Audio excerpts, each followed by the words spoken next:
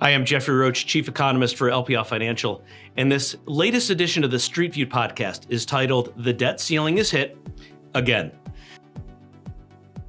As Janet Yellen, the Treasury Secretary during the Biden administration, winds down her tenure, one of the last actions for her was a temporary suspension in debt issuance from January 21 through March 14.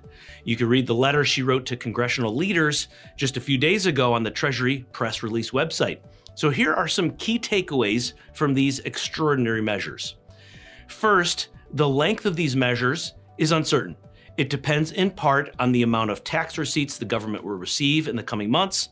And further, it depends on political negotiations and decisions regarding the debt ceiling.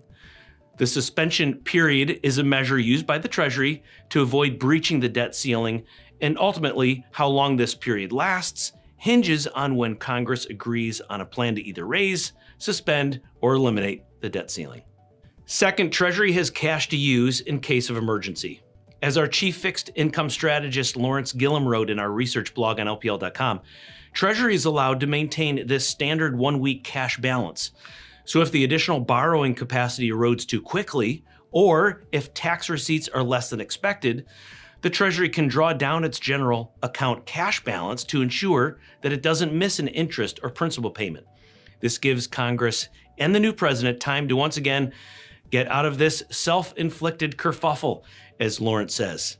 But once those measures do run out, the government risks defaulting unless lawmakers and the president agree to lift the limit on the U.S. government's ability to borrow. Third, the debt issuance suspension period could actually ease pressure on yields. U.S. bond market investors have faced significant challenges recently. The last thing they need is for the government to jeopardize the full faith and credit of its ability and willingness to meet its debt obligations.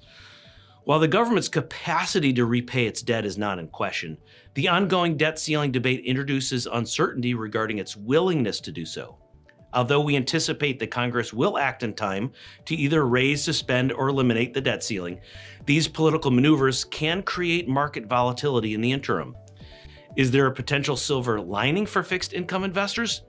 This suspension period could offer temporary relief from supply and demand pressures that have recently driven Treasury yields higher. Well, that's all for now, but please follow us on social media and take care.